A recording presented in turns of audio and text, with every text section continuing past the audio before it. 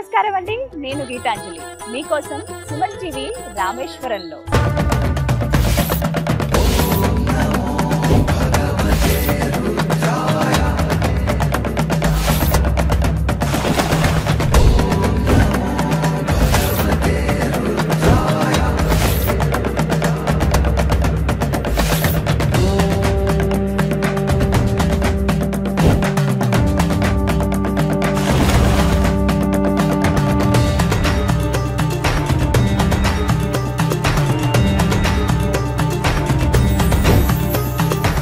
రామేశ్వరంలో Suman TV. ఏ క్షేత్ర దర్శనంతో సకల పాపాలు హరిస్తాయో, ఏ క్షేత్ర దర్శనంతో శివకేశవుల అనుగ్రహం లభిస్తుందో అటువంటి సుప్రసిద్ధ క్షేత్రం 12 జ్యోతిర్లింగాల్లో ఒకటైన రామేశ్వరం.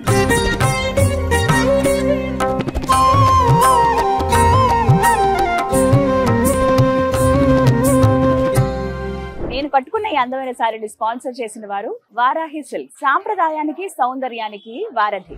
ఆ రామనాథ స్వామి దర్శనంతో పునీతులవుదాం. వెళ్ళి స్వామివారిని దర్శించుకుందామా? రండి.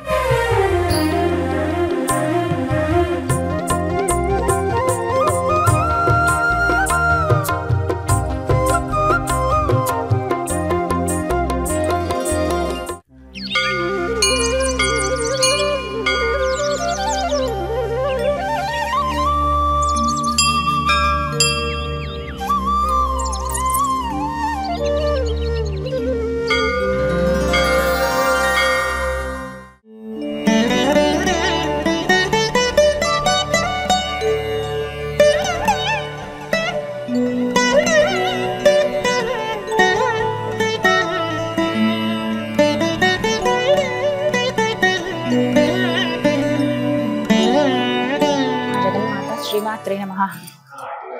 అయ్యవారి దర్శనం అలాగే అమ్మవారి దర్శనం చాలా చక్కగా జరిగాయండి. ఇవాళ శుక్రవారం కావటం ఇంకా అమ్మవారికి ప్రత్యేక పూజలు చేస్తున్నారు.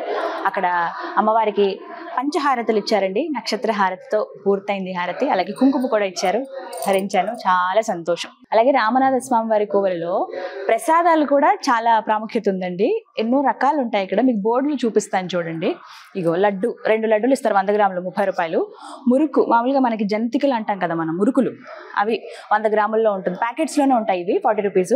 అదిరసం, అదిరసం అంటే ఒక అరిసెలాగా ఉంటుంది, అంటే వడ లాంటిది అనమాట. అది 2 ఉంటాయి, అవి కూడా 30 రూపాయలు. అన్ని రీజనబుల్ ప్రైస్ అండి. స్వీట్ పొంగల్ ఉంటుంది 20 రూపాయలు, పులిహోర ఒక 20 రూపాయలు ఉంటుంది. కరకండు అంటే కొంచెం పటిక బెల్లం లాగా ఉంటుంది, అది 15 రూపాయలు.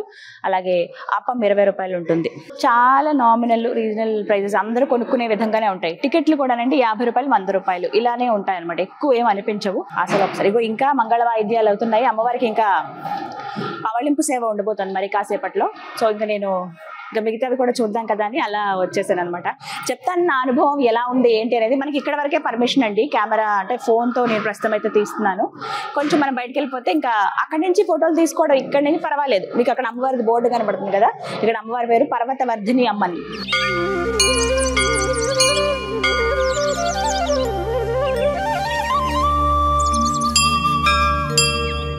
అమ్మవారి దర్శనానికి వెళుతుంటానండి. మనకి కుడివైపున ఒక స్తంభానికి ప్రత్యంగిరాదేవి విగ్రహం అలా చెక్కి ఉంటుంది. ఎంత సుందరంగా ఉంటారు అమ్మవారు. ఎలాంటి రంగులు ఏమి వేయరు. చూడండి ఒకసారి. మొత్తం అమ్మవారికి అభిషేకం చేస్తారు ఇక్కడ. అలాగే నూనె రాస్తారు, నువ్వుల నూనె అలాగా. అందుకనే మనకి ఎక్కడ రంగులు ఏవి వేయకుండా అలా కనబడతారు అనమాట. కానీ ఇక్కడైతే శుక్రవారం రోజు అయితే ప్రతి శుక్రవారం పూజ చేస్తారటండి. ఇగో అమ్మవారి కుంకుమ ధరిస్తారు, అభిషేకం చేస్తారు, అలాగే నువ్వుల నూనె అంతా అద్దుతారు. ఇలాగా సింహం ముఖంతో ఉన్నారు కదా అమ్మవారు, భుజాలతోటి. మొత్తం అమ్మవారు ఇక్కడ 10 చేతులతో కనబడతారండి. ఇలా చీల్చుతున్నారు చూడండి, కనిపిస్తున్నారు మనకి.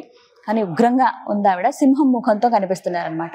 అన్ని స్తంభాలు కలర్ఫుల్ గా కనపడతాయి, కానీ ఈ ఒక్క స్తంభం మాత్రమే మనకి ఇలాగా రాతి ఎలా ఉందో అలా ఉంచేస్తారు అనమాట. మీరు వచ్చినప్పుడు మాత్రం ఖచ్చితంగా దర్శనం చేసుకోండి. ఒకసారి దండం పెట్టుకుని వెళ్ళొచ్చు.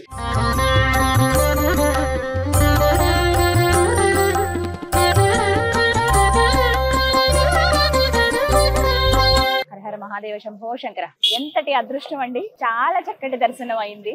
మీకు లోపల నుంచి వస్తూనే కొన్ని విగ్రహాలు అవి చూపించాను కదా, ఇంకా పూర్తిగా బయటకు వచ్చేసాను. నేను వెళ్ళింది ఈస్ట్ ఎంట్రన్స్ నుంచి అండి. ఇప్పుడు నుంచి కూడా అదే. ప్రధానంగా స్వామి దగ్గరికి వెళ్ళాలంటే మార్గం ఇదే. 4 గేట్లు ఉంటాయి, ఈస్ట్, వెస్ట్, నార్త్, సౌత్ అని.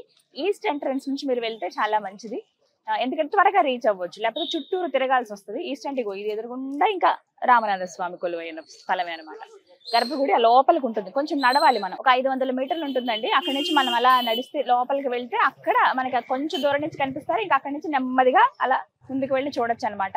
లైన్లు ఉంటాయి, క్యూ లైన్స్. అయితే ఫస్ట్ మనం ఇలా వెళ్తున్నప్పుడే ఒకటి రెండు గుమ్మాలు, పెద్ద పెద్ద ద్వారాలతోటి గుమ్మం దగ్గర అలా దాటుకుని వెళ్తున్నప్పుడు లెఫ్ట్ సైడ్ లో స్వామి వివేకానంద గారి గురించి ఇంగ్లీష్ లో ఒక రాసి ఉంటుందండి, ఒక చిన్న స్టోరీ లాగా. అది మీకు టైం ఉంటే కనుక మీరు చదవచ్చు. మాక్సిమం మీకు తమిళం అలాగే ఇంగ్లీష్ ఈ రెండే ఉంటాయండి, హిందీ కూడా చాలా తక్కువ. మీరు ఇంగ్లీష్ లో అర్థం చేసుకోగలిగితే ఒకసారి చదువుకుని అలా లోపలికి వెళ్ళండి. ఒక్క అడుగు ఇలా లోపలికి వేయగానే నంది విగ్రహం ఉంటుందండి. ఇంత పెద్దది, అసలు 2 చేతులు చాపినా కూడా చెప్పలేము అంత పెద్ద నంది విగ్రహం. రంగురంగులుగా తీర్చిదిద్దారు అనమాట. 4 ఇలా బయటకు పెట్టి ఉన్నట్టు, నిజంగా నంది కూర్చుంటే ఎలా ఉంటుంది అంత నిండుగా అన్నట్టుగా అనిపిస్తుంది అనమాట. అలా నంది ఉండగా కొంచెం మనం ముందుకు వెళ్తే మొత్తం క్యూ లైన్స్ ఉంటాయి. ఇలా లెఫ్ట్ మనం ఫస్ట్ దర్శనానికి వెళుతున్నప్పుడే సూర్య భగవానుడు ఉషా ప్రత్యూష సమేతంగా స్వామి అక్కడ కొలువై ఉంటారు. ఆ పక్కగా సహస్రలింగం అని ఉంటుంది. అలా చూసుకుంటూ నెమ్మదిగా దండం పెట్టుకుని అలా క్యూ లైన్ లో అలా వచ్చేయటమే. దూరం నుంచి మనకి విఘ్నేశ్వరుడు కనపడతారు. కరిమూల గణపతి అని అంటే బ్రహ్మచారి అనమాట, పెళ్ళవక ముందు బ్రహ్మచారి గణపతి అక్కడ మనకి విగ్రహం ఉంటుంది. నల్లటి విగ్రహమే, రాతి విగ్రహం. అలా చూసుకుని దూరం నుంచి దండం పెట్టుకుని క్యూ లైన్ లో అలా వెళ్తే ఇక కొంచెం పైకెక్కి చూడాలండి. అక్కడి నుంచి ఉంటుందండి, కైలాసంలో అడుగు పెట్టామా అనే భావన కలుగుతుంది. నిజంగా చిన్న లింగమే, కానీ స్వయంగా శ్రీరాములు వారు ప్రతిష్ఠించినటువంటి లింగాన్ని మన కళ్ళారా చూడటం అనేది ఒక మహద్భాగ్యం అండి. సీతమ్మ అలా సైకతంతో అంటే ఇసుకతోటి ఒక లింగాన్ని ఏర్పాటు చేసి అది శ్రీరాముల వారికి ఇవ్వగా ఆయన ఆ లింగానికి ప్రాణ ప్రతిష్ఠ చేస్తారు. అందుకే స్వామి పేరు ఇక్కడ రామనాథ స్వామి, రామనాథేశ్వరుడు అని అంటారు. ప్రత్యేకించి చెప్పాలి, జ్యోతిర్లింగాలలో మనకి ఒకటైనటువంటి రామేశ్వరం అనేది సకల పాపహరణం అండి. దర్శించుకోవటం వల్ల సాక్షాత్గా బ్రహ్మహత్య పాతకాన్నే పోగొట్టుకున్నారు ఈ లింగాన్ని ప్రతిష్ఠించి రాముల వారు అని చెప్తారు. అంటే మనం ఏ పాపం చేసినా పోతుందా అనేది కాదు, అక్కడ మనలో పశ్చాత్తాపం అనేది ఉంటుంది. ఆ పశ్చాత్తాపం పడి ఇలాంటి ప్రదేశాలకు వస్తే, ఇటువంటి సంగమాల్లో తీర్థాల స్నానం ఆచరించి స్వామిని దర్శించుకుంటే అదొక మహద్భాగ్యమే. మనం ఇక్కడికి రావాలన్నా మనం అంత ఈజీగా రాలేమటండి. నేను చాగంటి గారి మాటల్లో విన్నాను, నేను వెళ్తాను రామేశ్వరం, నేను వెళ్ళాలనుకుంటున్నాను, ఇలా అనకూడదట. స్వామి నీ దగ్గరికి నన్ను రప్పించుకొని మనం ఒక కోరిక ఆయన ముందు ఉంచితే ఆయనకి నచ్చినప్పుడు తీసుకొస్తాడు. నాకు అనిపించింది ఇది ఆయన ఆజ్ఞనేమో, అందుకే ఇలా రాగలిగాం మేము, మా టీం అంతా కూడా. వాస్తవానికి చెప్పాలంటే చాలా సార్లు నేను దర్శనం చేసుకున్నాను, కానీ ఈసారి ఇంకా దర్శించుకోవడమే ఒక మహద్భాగ్యం అని చెప్పాలి. అలా నెమ్మదిగా వెళ్తూ ఉంటే చిన్న లింగము మొత్తం గంధం పెట్టి కుంకుమ పెట్టి అలంకరించారనమాట. ఇలా పైవస్త్రం వేశారు, రుద్రాక్షలు. దూరం నుంచి అలా చూసుకుంటూ ఓం నమ శివాయ, ఓం నమ శివాయ. ఇక్కడ ఏంటంటే హరహర మహాదేవ శంభో శంకర ఓం నమ శివాయ అంటున్నారు, జై శ్రీరామ్ అని కూడా అంటున్నారు. ఎందుకంటే రాముల వారు ప్రతిష్ఠించింది కదా, అందుకనే శివకేశవులు ఇద్దరికి కూడా ప్రీతిపాత్రం ఈ స్థలం అని అంటారు. ఇద్దరిని మనం దర్శించుకున్నట్టే, ఇద్దరి అనుగ్రహం మన పైన ఉన్నట్టే. అలా స్వామిని చూసి నెమ్మదిగా పక్కకు వచ్చేస్తేనండి అక్కడ మనకి నటరాజ స్వామి కనిపిస్తారు. అలా కొంచెం దిగి వెళ్తే దక్షిణామూర్తి వారి దర్శనం చేసుకోవాలండి. గురుదేవులు కదా ఆయన, అసలు గురువు అంటే దక్షిణామూర్తి అనే చెబుతారు. ఆయన దర్శించుకుని అలాగే పంచలోహ విగ్రహాలతో ఉన్న రాముల వారిని కూడా దర్శించుకుని అలా పక్కకు వెళ్తే ఆ గణపతి వైపు నుంచి మనం ముందు కనుక అలా వెళ్తూ ఉంటే వెనక మనకి లింగోద్భవం కనిపిస్తుంది అనమాట. అంటే ఎలా అసలు లింగోద్భవం ఎలా జరిగింది, ఆది అంతం అనేది ఉండదు కదా. బ్రహ్మ విష్ణు పోటీ పడతారు కదా అసలు ఎక్కడుందో తెలుసుకోవాలని చెప్పి, కానీ చివరికి అది ఆది అంతం అన్ని నేనే అని చెప్తారు కదా. ఆ లింగోద్భవం ఎలా లింగంలాగా ఉద్భవించారో స్వామి అనేది అక్కడ ఆ విగ్రహం మనం కరెక్ట్ గా వెనక వైపున చూస్తాం. అలా ముందుకు వెళ్ళి కొంచెం పక్కకి వెళితే గనక విశాలాక్షి అమ్మవారిని దర్శించుకుని కొంచెం పక్కగా మీరు మహిషాసురమర్దిని అమ్మవారి చిన్న విగ్రహం ఉంటుందండి, అది కూడా చూసుకుని ఒకసారి అలా పైకి ఎక్కితే ఆంజనేయ స్వామి వారు పెట్టినటువంటి శివలింగం ఏదైతే ఉందో ఆ లింగాన్ని మనం అక్కడ దర్శించుకోవచ్చండి. అక్కడ అలా చూసుకుని తర్వాత అలాగే శివదుర్గ అమ్మవారిని కూడా దర్శించుకుని అన్నపూర్ణాదేవిని దర్శించుకుని అలా బయటికి వచ్చేయచ్చు అనమాట. ఇక అక్కడ నాకైతే ఏనుగు కనిపించిందండి, రామలక్ష్మి అట పేరు, ఆలయానికి సంబంధించిందే. అరటిపళ్ళు ఉంటే అరటిపళ్ళు పెట్టాను, చక్కగా భలే ముచ్చటగా ఉంది. రామలక్ష్మి పేరు ఇలా ఉంది, మొత్తం బొట్టు అవన్నీ పెట్టారు, బుజ్జిగా ఉంది, చాలా చిన్నది అనుకుంటా. మరి అంత వయసు అయితే కాదు, పెద్ద ఏనుగైతే కాదు. కాకపోతే ఫోటోలు అవి తీయడానికి కష్టమైంది. నేను సాధ్యమైనంత వరకు తీయగలిగాను, ఎందుకంటే మనం కొన్ని గౌరవించాలి కాబట్టి ఆలయంలో. అలా ఆ తర్వాత అమ్మవారి దగ్గరికి పక్కన రూట్ ఉంటుందండి, అక్కడి నుంచి వెళ్ళొచ్చు. ఇక్కడ అమ్మవారి పేరు పర్వతవర్ధిని, పర్వతరాజు పుత్రిక కదా ఆవిడ, పర్వతవర్ధిని అమ్మవారు. అయితే ఇక్కడ స్పెషల్ ఏంటో తెలుసా, మామూలుగా అమ్మవారు ఏంటంటే కూర్చుని ఉంటారు అలాగే దీవిస్తూ, ఆమె ఆ భంగిమలో ఆమె కూర్చుని ఉంటుంది కదా, కానీ ఇక్కడ ఏంటంటే నిలబడి ఉంటారు. ఆవిడ నిలబడి ఉంది, రాతిలోనే ఉంటుంది విగ్రహం, పచ్చటి చీరతో అలాగే పుష్పాలతోటి అలంకరించారు అమ్మవారిని. అలా అమ్మని చూసుకుని నెమ్మదిగా బయటకు వస్తుంటే ఇవాళ శుక్రవారం, ఈ ప్రత్యేకం అంటే ప్రతి శుక్రవారం ఇక్కడ శ్రీ రామనాథ స్వామి కోవెలలో చాలా విశేషంగా పూజలు జరుగుతాయండి. అమ్మవారి ఉత్సవమూర్తిని తీసుకువచ్చి పూజలు చేసి శుక్రవారం రోజున అలాగే అభిషేకాలు అవన్నీ నిర్వహించి అలంకరించి ఊరేగిస్తారన్నమాట. మొత్తం ఊరేగింపు ఉంటుందన్నమాట. పల్లకిలో ఊరేగిస్తారు అమ్మవారిని ఆలయం చుట్టూ. ఆ తర్వాత పంచహారతులు ఇస్తారు. సరిగ్గా అదే సమయానికి నేను వెళ్ళాను. పంచహారతి చూసుకున్న తర్వాత శ్రీచక్ర అమ్మవారి ముందు ఏదైతే ఉందో అక్కడ కుంకుమార్చన చేశారు. ఆ కుంకుమ అందరికీ ఇచ్చారు. అది నిజంగా ఒక అదృష్టమే, నేనైతే పెట్టుకున్నాను. శుక్రవారం రావడం అనేది ఒక ప్లస్ పాయింట్. మీరు కనుక ఎప్పుడైనా వస్తే చూసుకోండి, ఒకవేళ కుదిరితే శుక్రవారం రండి. అలా అమ్మవారి పూజలో కూడా మీరు పాల్గొనొచ్చు అనమాట. విశేష పూజలు ఉంటాయి. 100 రూపాయలు 200 రూపాయలు ఉంటుందండి టికెట్, అంతకన్నా ఎక్కువే ఉండదు. అలాగే అన్నదానం కూడా ఆలయంలోనే ఎప్పుడు ఫ్రీయే ఉంటుంది. ఒకవేళ మీరు అన్నదానంలో పాల్గొనాలనుకుంటే ఉదయం 7 గంటల నుంచి 7-8 నుంచి వస్తే కనుక ఏదో ఒక ప్రసాదం అది తీసుకోవచ్చు. లేదంటే కనుక ఇంకా మీరు వేరే మధ్యాహ్నం 12 అనుకోండి, అప్పుడు అన్న ప్రసాదం కూడా స్వీకరించవచ్చు అనమాట. అలా అన్ని చూసుకుంటూ వచ్చిన తర్వాత ముందుగా మనం వెళ్ళేటప్పుడే వినాయకుడు సుబ్రహ్మణ్య స్వామి అండి, ఇది ఒకటి చెప్పాలి. ప్రతి ఎంట్రన్స్ దగ్గర వినాయకుడు సుబ్రహ్మణ్య స్వామిని చూస్తాం. అలాగే ఇక్కడ కూడా పెద్ద గణపతి ఉంటారు ముందు, తర్వాత సుబ్రహ్మణ్య స్వామి. ఇవాళ మేము వెళ్ళిన రోజు సుబ్రహ్మణ్య స్వామి కళ్యాణం జరిగింది, వల్లి దేవసేన సమేత సుబ్రహ్మణ్య స్వామి కళ్యాణం. అక్కడ మాకు కళ్యాణం జరిగిన తర్వాత ప్రసాదం కూడా ఇచ్చారండి, రవ్వ కేసరి. మామూలుగా మనం కొనుక్కునే ప్రసాదం వేరు, మీకు చూపించాను కదా ప్రసాదాలు ఏమేమి ఉంటాయి, చాలా 30 రూపాయలు 20 రూపాయలు ఉంటాయి. కానీ అక్కడ ఇచ్చిన ప్రసాదం వేరు కదా, స్వామి దగ్గరది. ఇవాళ కళ్యాణం జరిగిందని చెప్పి ఇచ్చారు. తర్వాత పూలమాలలు అవన్నీ ఇచ్చారు. చాలా సంతోషం అనిపించింది నాకైతే. చాలా చక్కటి దర్శనం అయితే జరిగిందండి. దర్శనం సమయాలు చెప్తున్నాను చూడండి. ఉదయం 7 గంటల నుంచి మీరు ప్రారంభిస్తే గనక పొద్దున్నే 5 నుంచి 6 వరకు స్ఫటికలింగ దర్శనం ఉంటుంది. ఆ తర్వాత గంట గ్యాప్ ఇచ్చి 7 గంటల నుంచి 1 గంట వరకు, మళ్ళీ 3:30 నుంచి 8 గంటల వరకు మాత్రమే ఉంటుంది. అయితే ఇవాళ శుక్రవారం కావడంతో వీకెండ్స్ లో ఏంటంటే కొంచెం ఒక అరగంట ఎక్కువగా 3:30 నుంచి 8:30 వరకు దర్శనాలు చేసుకోవచ్చు. ఈ సమయాలు ఒకటి మీరు గుర్తుపెట్టుకుని వస్తే చక్కగా దర్శనం చేసుకోవచ్చు. అసలు ఆలయం చూడాలంటే చాలా సమయం పడుతుందండి. నేను ఈస్ట్ గేట్ నుంచి వెళ్ళి ఈస్ట్ గేట్ తోనే మళ్ళీ వెనక్కి వచ్చేసాను. వెస్ట్ గేట్ అయితే అది ఎగ్జిట్ అనమాట పూర్తిగా. నార్త్ గేట్ అయితే 22 బావుల స్నానాలకు వెళ్ళడానికి అటు నుంచి వెళ్ళాలి. సౌత్ గేట్ అయితే ఈ 22 బావుల స్నానాలు ఎవరైతే ఆచరిస్తారో వాళ్ళు బట్టలు మార్చుకున్నారు, తడి బట్టలతో స్వామిని చూడకూడదు, అందుకని అలౌ చేయరు. అలాగా వాళ్ళు బట్టలు మార్చుకోవడానికి సౌత్ గేట్ దగ్గర ఉంటాయన్నమాట అన్ని ఏర్పాట్లు. అలా మొత్తంగా ఆలయం అంతా చూసేయచ్చు. మీకు ఒక పూట పడుతుంది, రండి స్వామిని దర్శించుకోండి.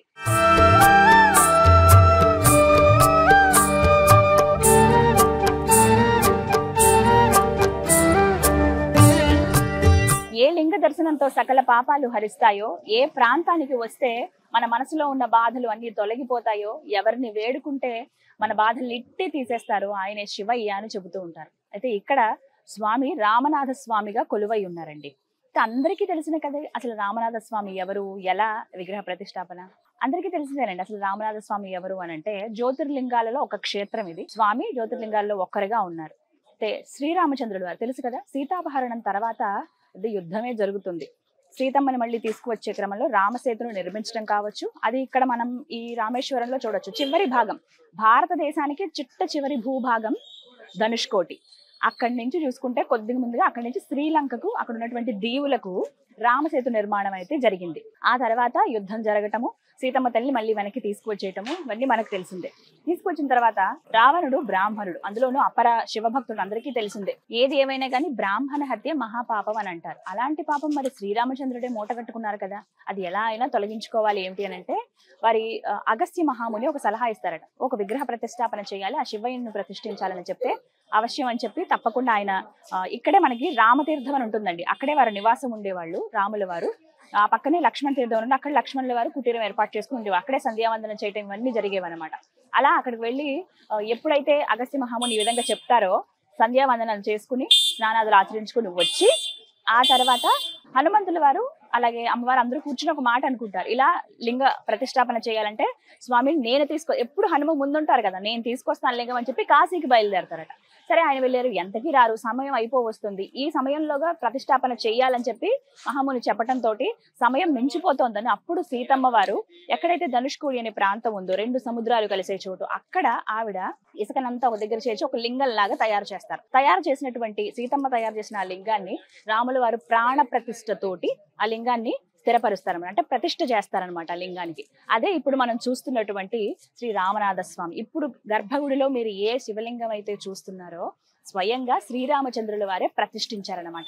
ఆ ప్రతిష్టాపనతోటి ఆయన బ్రహ్మహత్య మహాపాతకాన్ని ఆయన పోగొట్టుకున్నారట. అంటే అందుకనే చెబుతూ ఉంటారు, ఈ ప్రాంతానికి ఎవరు వచ్చినా అంటే తప్పులు చేసి వచ్చేస్తే అని అర్థం కాదు. అక్కడ కొన్ని తప్పులు చేసినప్పుడు మనం పశ్చాత్తాప పడతాం, మనస్తాపంతో ఉంటాం, ఇవన్నీ ఎప్పుడు మనం తొలచివేస్తూ ఉంటాయి. కానీ పశ్చాత్తాపడగానే అయిపోతుందా? కాదు. కొన్ని క్షేత్రాలు, తీర్థాలు దర్శిస్తే ఖచ్చితంగా వాటి నుంచి విముక్తి లభిస్తుందంటారు. అలాంటి క్షేత్రంలో ఒకటి ఈ రామేశ్వరం అని చెప్తారు. అలా స్వామివారు ప్రతిష్ఠించారు. ఇంకేముంది, సమయం అయిపోయింది, ఇంక ప్రతిష్టాపన జరిగిపోయాక అప్పుడు ఆంజనేయ స్వామి కాశీ నుండి ఒక లింగం తీసుకొస్తారట. అప్పుడు అనిపిస్తుంది, అయ్యయ్యో సమయానికి నేను తీసుకురాలేకపోయానని చిన్నపుచ్చుకుంటారట. చాలా మంది చెప్తారండి, కోపం వచ్చింది హనుమాన్కి ఇలా అంటారు. కానీ ఆయన ఎంత ఇష్టం అంటే రామయ్య అంటే అసలు ఆయన మీద కోపం కానీ ఎలాంటిది ఉండదు, ప్రేమే. అది తప్ప ఇంకొకటి ఉండదట హనుమంతుల వారికి. అయితే మరి ఏం చెయ్యను తండ్రి, నువ్వు ఇలా చేస్తే, నువ్వు ప్రతిష్టాపన చేసేసావు, మరి నేను తెచ్చిన లింగం అంటే, హనుమాను బాధపడకు, నువ్వు తెచ్చిన లింగానికి కూడా ప్రతిష్టాపన చేద్దాము, ఆ లింగం కూడా పూజలు అందుకుంటుంది, నేను ఎక్కడైతే లింగ ప్రతిష్టాపన చేశానో ఆ పక్కగానే. అందుకనే రామనాథ స్వామి దర్శనంకి వచ్చిన మీరు కొంచెం అలా అడిగైనా వెళ్ళండి. పక్కగా వెళ్తే విశాలాక్షి అమ్మవారు, అలాగే కాశీ విశ్వనాథుడిగా ఆ శివయ్య అక్కడ కొలువై ఉంటారు. ఇలా ఇదనమాట వృత్తాంతం. అసలు రామేశ్వరం అసలు ఏమిటి కథ అని అంటే, ఇది చాలా మందికి తెలియాలండి కదా. అంటే తెలిసి తెలియక అవునా కాదని అనుకుంటారు కానీ, అంటే అసలు ఏంటో జ్యోతిర్లింగం అంటే జ్యోతిర్లింగం అనుకుంటారు కానీ కాదు. అసలైన వాస్తవ కథ అయితే ఇదని పెద్దలు చెప్తుంటే నేను విన్నాను. అలా నాకు చూడాలనిపించింది. మహద్భాగ్యంగా ఇక్కడికి రావటం, దర్శించుకోవటం. మీ అందరూ కూడా దర్శనం కలగాలని కోరుకుంటున్నాను. టైమింగ్స్ చెప్పాను కదా, అలాగే ఇక్కడ అన్ని సౌకర్యాలు ఉంటాయండి, సదుపాయాలు ఉంటాయి. బ్రాహ్మణ సత్రం ఉంటుంది, అలాగే మామూలుగా ఉండే వాళ్ళ కోసం ఉంటాయి. చిన్న చిన్న హోటల్స్, చిన్న లాడ్జిల్ రూముల దగ్గర నుంచి పెద్ద పెద్ద హోటల్స్, లగ్జరీగా ఉండే వాళ్ళకి కూడా ఉంటాయి. ఎక్కడికక్కడ టిఫిన్ షాపులు ఉంటాయి. ఇంకొకటి ఏంటంటే, తమిళం వస్తే ఇంకా మంచిది. తమిళం రాకపోతే కొంచెం మీరు మేనేజ్ చేసుకోవచ్చు ఇంగ్లీష్లో, అలాగే హిందీలో. తెలుగు అనేది చాలా తక్కువ మంది మనకు కనిపిస్తారు. మనకి పక్కనే షాపులు చూపిస్తాను, చాలా షాప్స్ ఉంటాయి. కావాల్సిన వస్తువులు, పూజకు కావాల్సినవి కూడా కొనుక్కుని వెళ్ళొచ్చు. ఎలాంటి ఇబ్బంది అయితే ఉండదు. అన్నదానం ఉంటుంది, కావాల్సిన వస్తువులు ఆలయంలో కూడా తీసుకోవచ్చు. టికెట్స్ అనేవి కూడా రీజనబుల్ ప్రైస్ లో ఉంటాయి. అన్ని అందుబాటులో ఉంటాయి. కాబట్టి మీరు కూడా వచ్చి ఆ స్వామిని దర్శనం చేసుకుంటారని కోరుకుంటున్నాను.